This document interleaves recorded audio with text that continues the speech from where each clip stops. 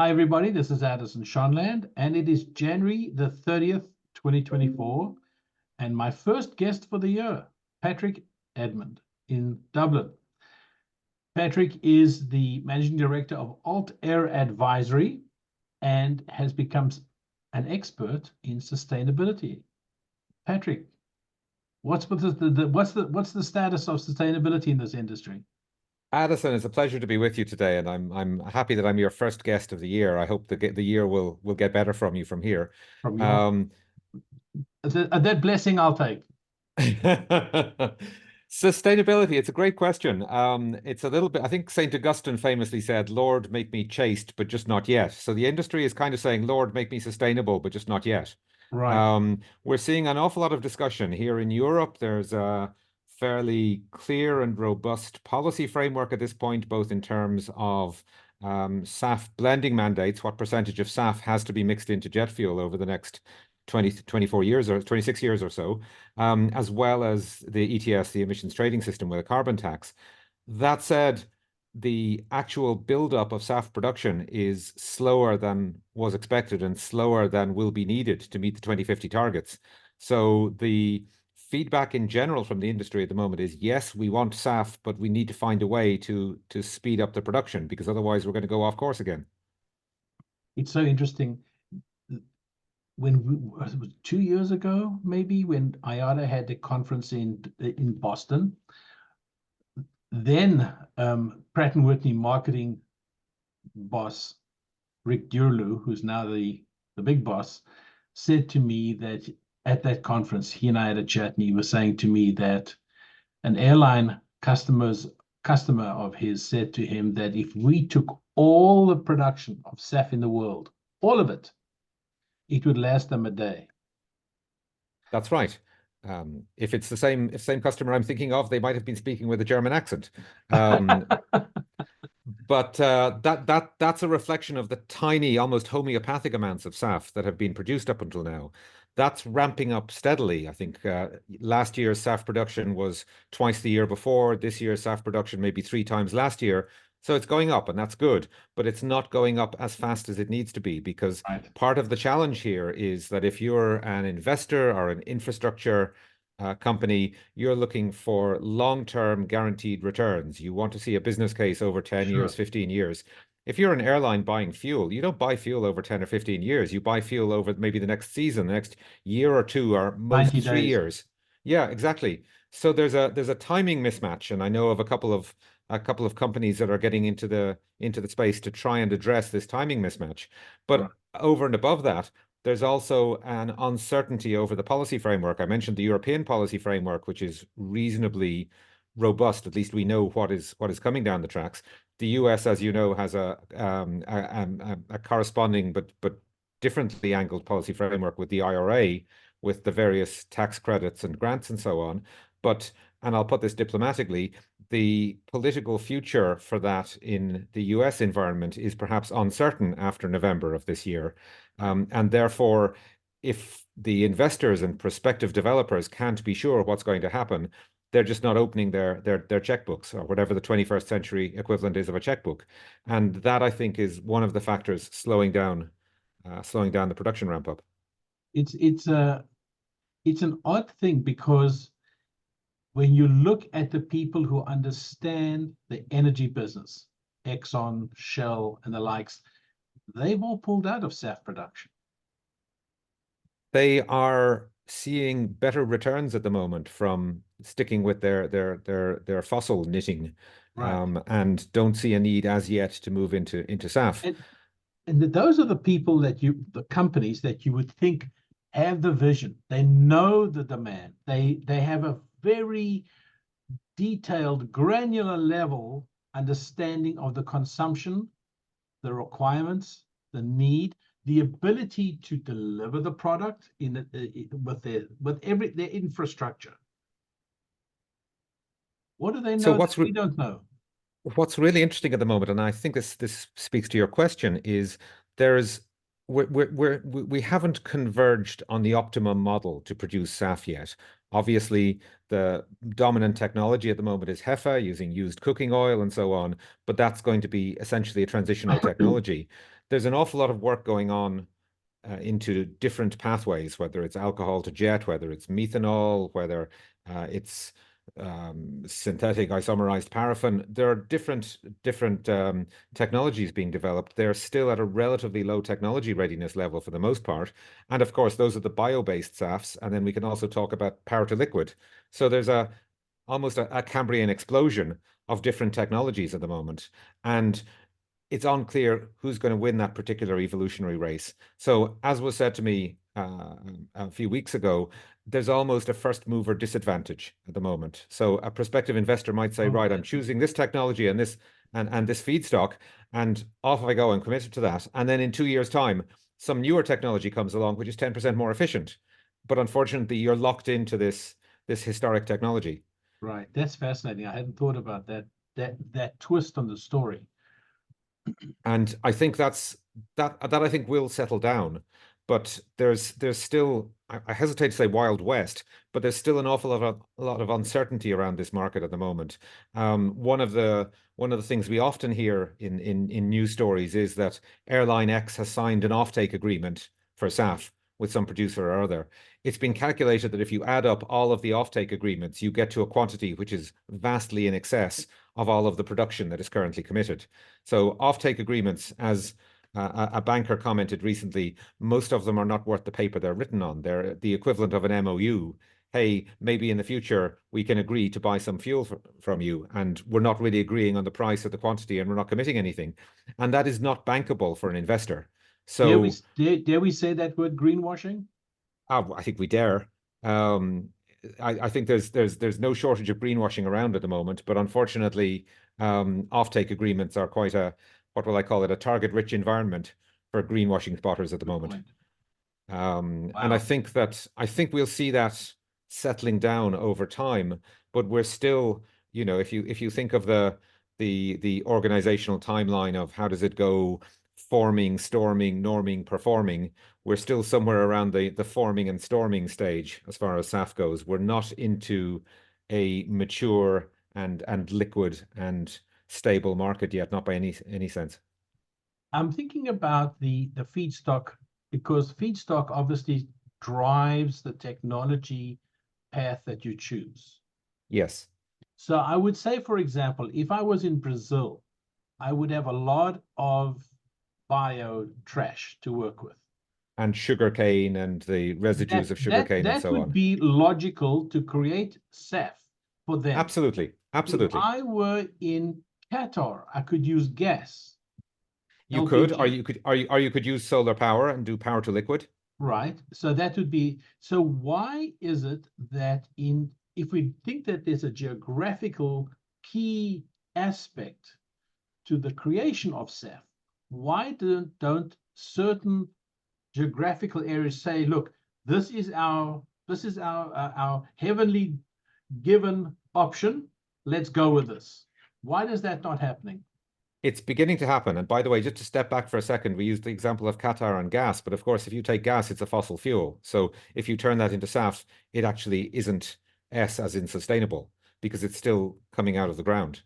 But to go back to your you roll the dice, well, you play the cards you have, right? Oh no, you absolutely do. When life gives you lemons, you make lemonade, even if it's not sustainable lemonade. Right. But back to your question, we are starting to see this happening, and I've had a number of conversations with project developers and the like who are, and even strategists in this space who are pointing out exactly as you said, Addison, this distributes the potential power of fuel suppliers. This is no longer about just the Persian Gulf. This is about what countries have the resources. You mentioned Brazil, for example. What countries have the resources, the raw material, the feedstocks to be able to produce SAF?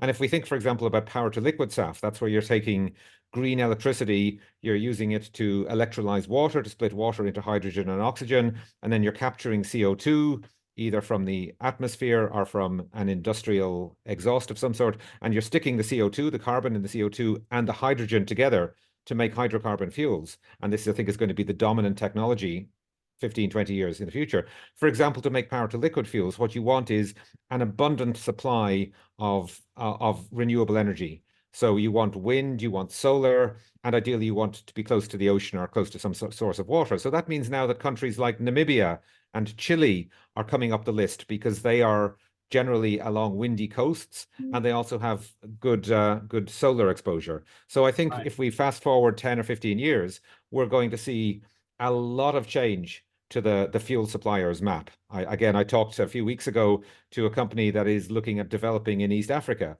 because they found a particular location in East Africa which is remarkably windy and also has good sun exposure, so they can see a way of producing Right. SAF. It's fascinating when you think about the opportunity for a country like Chile, Namibia particularly famous for Yeah. diamonds, but that's a very niche market. Energy supplier, that's a whole nother game. And by the way, they are finding oil off the Orange River, which is the river between South Africa and Namibia.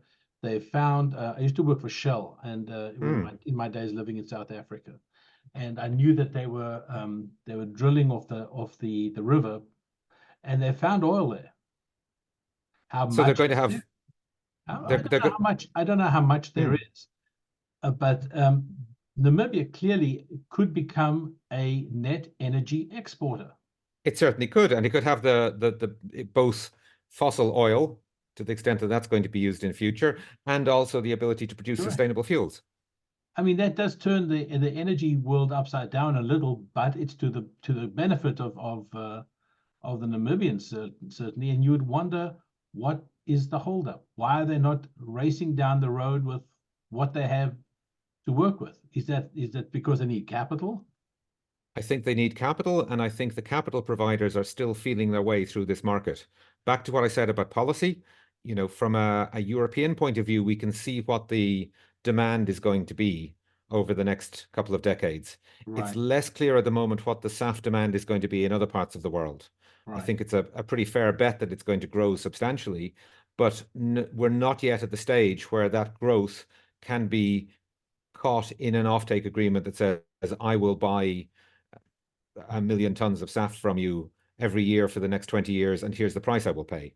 And Right. until we get to that level of certainty, I think it's hard to bankroll these kind of projects. I think we will get there, but I think it's going to take a little bit longer. Fascinating. I mean, one of the other things we see at the moment, and again, I take the European example, is there's a lot of discussion within the European Union about how to ensure SAF is available at all EU airports, which is part of the mandate. And you can imagine if you have to supply SAF to every small airfield around Europe, you're now trucking an awful lot of SAF around the continent, and that's pretty inefficient. So, with that in mind, the European Union has initially defined a kind of de minimis regulation that says that the smallest tranche of airports don't have to have SAF available in the short term, but they are also evaluating at the moment the possibility of using what's called a book and claim system. So the way book and claim works is effectively it's separating out the molecules from the environmental benefits. So if I am fueling my plane at some small airfield which doesn't have SAF, I nonetheless pay for SAF. I get ordinary fuel, fossil fuel, but somewhere else in Europe, maybe somewhere else in the world, another aircraft that has only paid for normal fuel gets SAF. But the point is that the certificate that says somebody has paid for the environmental benefits of their SAF, the reduced emissions, I get that because I'm the one paying for it. So it's separating out the actual SAF from the environmental certification, if you know Yeah, what I that mean. that sounds kind of like that nonsense with carbon credits. Oh, don't get me started on carbon credits because I think you're going to run out of storage space on your hard disk. Um, I'm sorry. That sounds too complicated by a whole margin. Too much has to flow through too many fingers and sticky fingers for that to be quite as clean as it could be. But well, okay. it's only a matter of time before somebody uses the blockchain word for that one, but I'm Uh-huh. hoping we won't come to that. Uh-huh. But that's Sure. Because that'll the make it thing. good.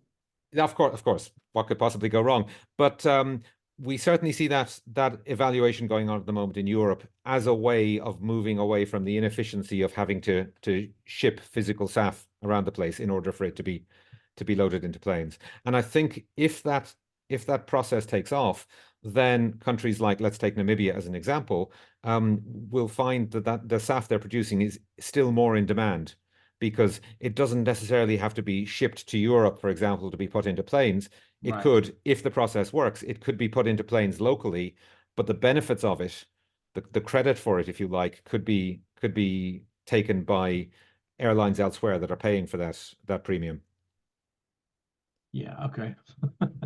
Okay, no, I understand there's a bit of, and I would agree that there is a lot of work to do in terms of developing a robust system to make that happen.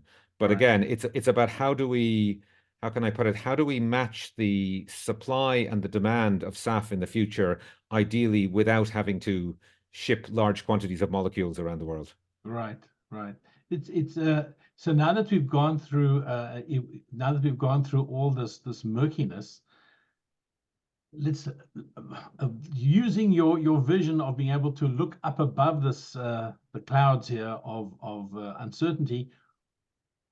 Give me a view 5 years from now. Not even 10. Let's just look at 5 years. 5 years from now.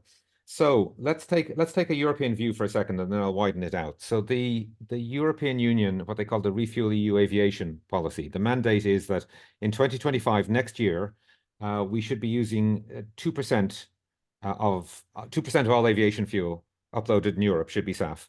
By 2030, it should be 6%. I think we may in Europe just about hit that from local refineries, but it's going to be a struggle after that. I think Europe is probably the most advanced region in the world in terms of putting SAF mandates into place.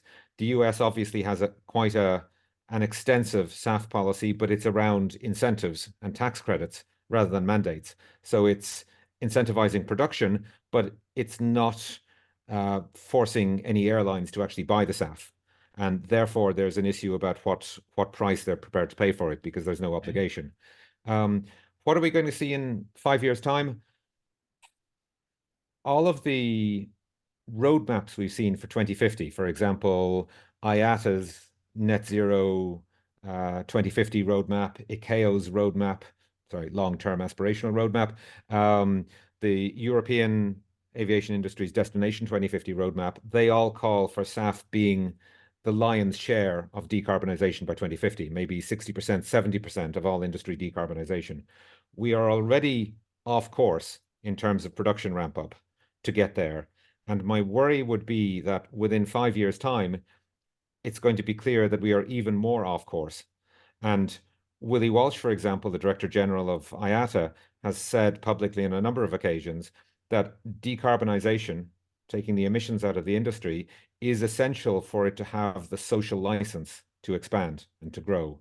And by social license, he means public acceptance by policymakers that this is happening. This is in a world where there's increasing focus on emissions and obviously on climate change. So back to your question, in 5 years' time, I would love to see everything going on course, but my concern would be that SAF production will be climbing, but not as fast as it needs to be, and therefore there will be a great deal more regulatory intervention on limiting the growth of the industry. And that makes me a little bit, how can I put it, a little bit of a Cassandra or a prophet of doom, because if you are some part of the industry that is betting on a certain growth rate, you're betting on 3% CAGR for the next 20 years, then anything that is going to hit that growth rate is kryptonite, whether you are an OEM or a lessor or indeed a fast-growing low-cost carrier. So I hope we don't come to that, but I do see the potential for there to be some externally imposed limits on growth if we can't manage to get the decarbonization story straight. And that probably will start in Europe. I think it likely. I mean, we are already seeing some individual initiatives, for example, countries putting limits in place on short-haul flying, trying to limit slots and so on. But the one to watch out for is that we have European elections in about June this year, a new European Parliament, a new European Commission.